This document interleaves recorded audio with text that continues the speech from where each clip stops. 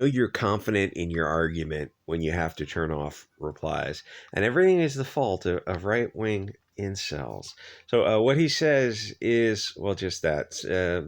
Whenever something like this happens, they try to get out ahead of it and said it wasn't because of wokeness. This is a, they say stuff like it's just a bad look for the right wing or something like we know the Quarterine is going to make a video about this, capitalizing on some left wing failure. But then, I mean, it just begs questions like, well, yeah, but he wouldn't make a video capitalizing on it if you didn't do the stupid thing in the first place, like insult the audience or the customers. They're not audiences; people are customers, and expect that we're going to stick around after being insulted. And then you get out on Twitter and saying, well, this is a bad look for us because the right wing incel Nazis are going to make fun of us for doing the very thing that we did, when all you had to do was just not do the thing, and just give people what they want. Just give the effing customer what they want. Why is that such a hard thing for people to understand? Oh, because we don't want to give them what they want because they want the wrong things. We want to give them propaganda. Well, then you guys should just go off in your own little circle and not expect anyone not of your group to be on board with this kind of nonsense. And this is probably why he turned off the comments, that's like the lamest thing to do for social media. It seems like like the left wing does it more than anyone else. Like they have everything is handed to them on social media. It's controlled by far left wing globalists. They get everything they could possibly want, and they still don't have total and perfect control of the echo chamber narrative that they want to stick people in. Like they would just be happier preaching to the choir nonstop. So someone says like, yeah, you're insulting the audience. If I'm not winning the interaction, so it's istophobicism and Hugo Boss and Gamergate. I don't even. Oh, okay, I remember Gamergate. That was when some horror reporters, or no, some horror video game girls were sleeping around with some skeezy soy boys reporters to get them better reviews. I think that was what happened. And then when people pointed out, oh, hey, these video game whores are sleeping with these soy boys to get their games better reviews, which it's, it's like just putting it right out there on the table instead of just simply making a better game. Like Depression Quest, it's like, well, that game sucks, but if I blow these dudes, I'll get a better review. It's like, yeah, you probably would get a better review if I'm just being honest. Oral sex goes a long way for these a lot of these guys who were probably used to paying for sex. So that was what happened, I think, if I remember right. And people talked about it and said, hey, we're paying for these video games. We want honest reviews. We don't want soy boys getting sucked off by video game whores. We just want honest reviews. That's kind of the point of being in the media. I know it's video games, but you're still in the media. It's like we want an honest review. We don't want a review that got a good score just because you got anal from some chick or some whatever bizarro thing that soy boys and cat ladies do. These tattooed internet video game whores. Like all you had to do was just make a video game that people wanted. Oh, we don't want to do that. What was that comic book she wrote? Oh God, it went like 5 issues. It was I think Zoe Quinn. She was the chick who got her boyfriend or some guy. She bullied some guy into self deletion. I think she did Depression Quest was a video game, but what was a comic book? I can't remember. I read it. It went 5 issues, and it was like they tried to take William Gibson and I don't know, like The Matrix and all this kind of, what was that science fiction movie with Harrison Ford? It was like the biggest sci-fi movie of all time. I can't remember the title of it. They tried to do that, but it was just a bunch of like A-cup chicks running around doing a Mona Lisa Overdrive type of stuff. It's like, did you even watch Blade Runner? Or Fifth Element or any of these kind of things? It's like, did you get the vibe of any of that? No, we're just like oh so random 30-year-old chicks. Anyway, I don't know where I was going with that, but like that's kind of that's what Gamergate was. It's like when people called it out, said, yeah, we want good reviews. We don't want these whores sleeping with soy boys. We want actual reviews. And then they got mad at the people who called them out for doing this behind the scenes, sex for good reviews. And they got mad. That's what Gamergate is. And you go, wait a minute. So the people who cover Gamergate was like, you don't have to dig that deep to get to the core of the story. Yeah, but the left-wing mainstream media is covering the left-wing mainstream media, so they're never going to dig that deep and actually get the story.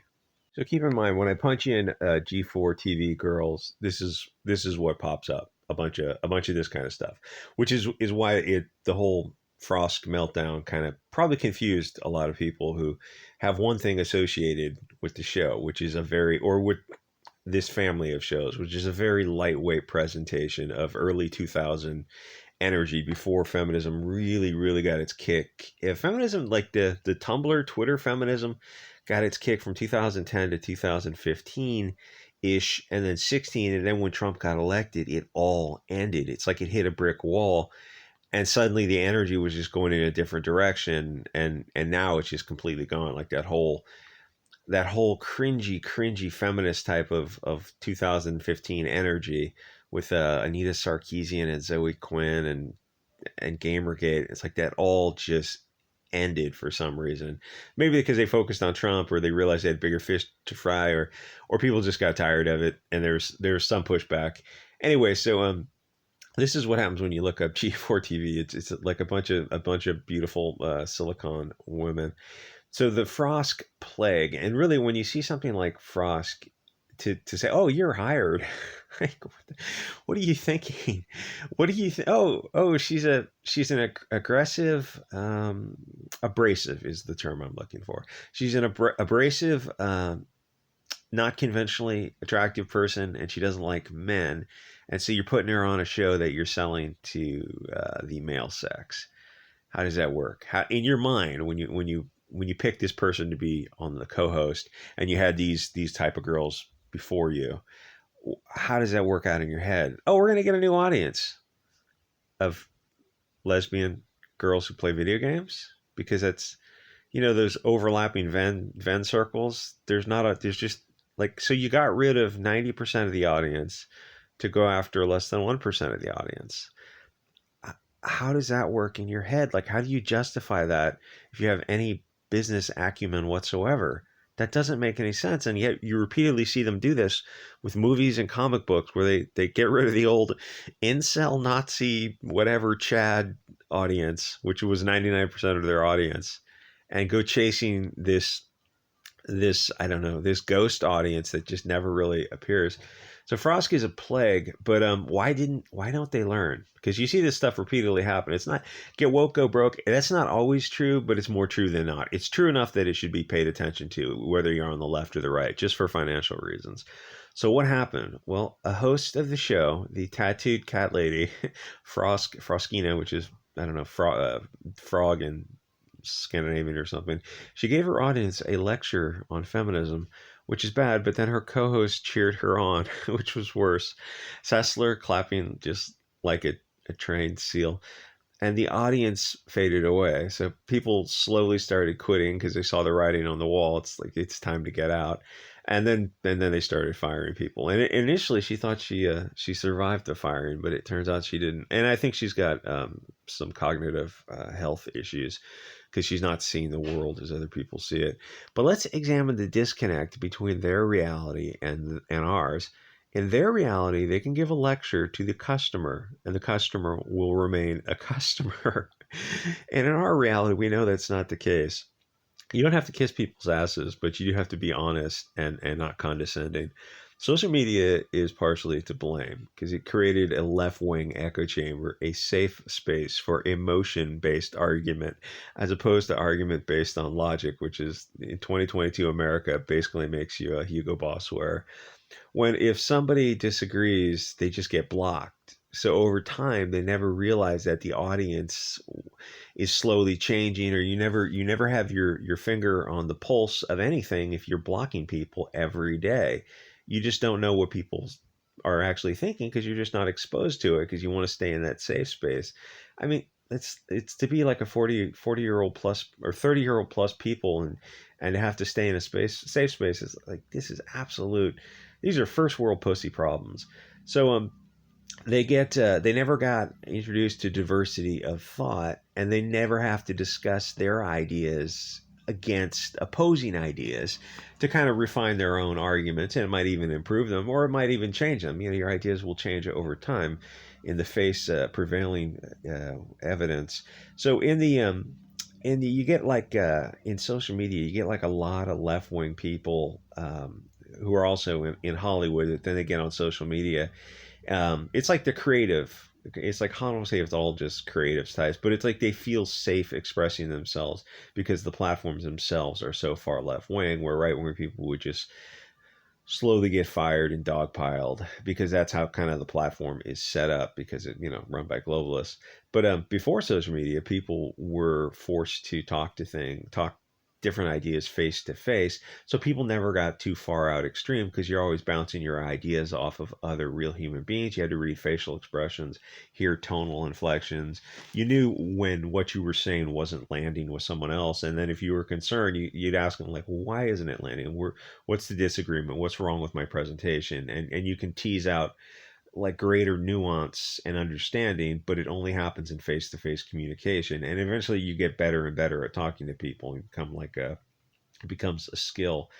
But on social media, people get trapped in an echo chamber because there's none of that. It's just this cold, impersonal, you're looking at a tablet.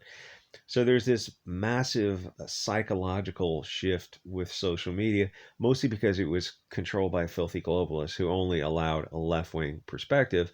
So these Hollywood left wingers were free to express themselves, but normal people weren't. This actually kind of sums it up pretty well. The guy's kind of hiding in the background. He's someone who probably works there, but he's the 200-pound video game pop culture guy with the facial hair to hide the double chin. Hey, we've all been there. And then you have the skinny fitness chicks who are the eye candy to bring people in. So like this, you look at this simple image and you know what you're working with right off the bat. It's not like it can't be over the top condescending to people, but people are there for the eye candy to help the pop culture presentation go down easier. So, I mean, there's different ways of presenting stuff on YouTube. Some people are just pure comedy, and it almost doesn't matter what they look like if they're really funny or really insightful or smart. Um, and other people have got eye candy going on in the background that always helps.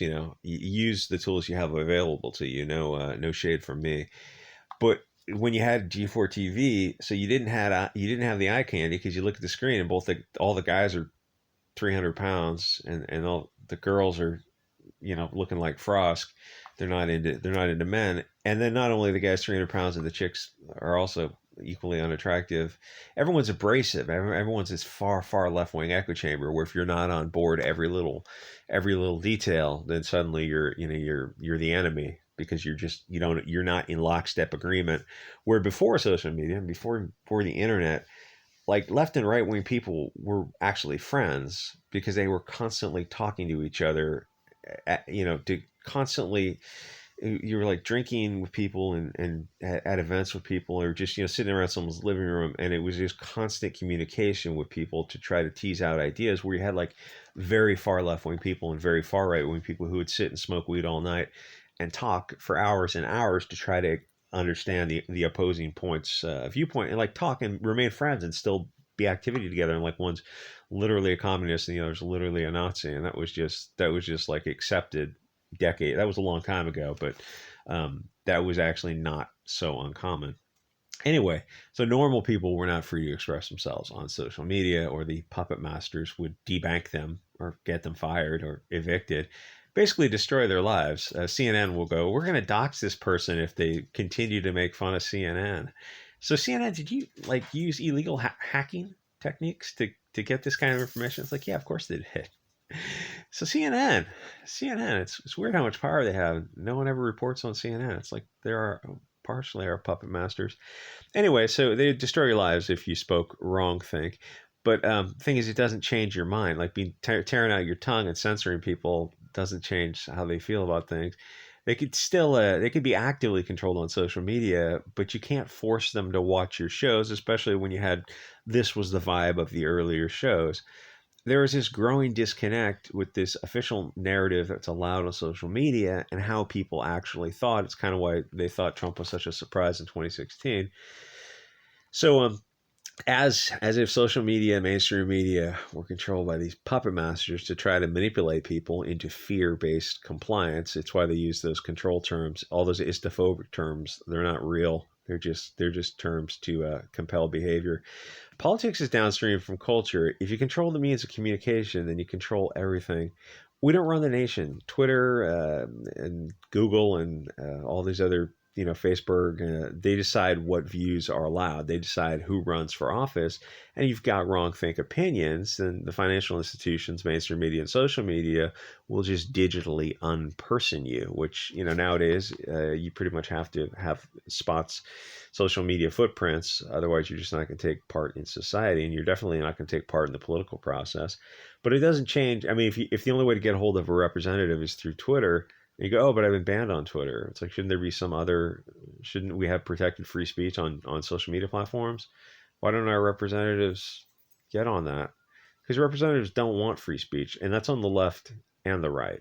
They really don't want free speech. They're terrified of it. But it doesn't change how people feel. Some people are awakening and wondering why Google and Apple talk about the App Store. It's a gateway, what do you call it? A gatekeeper.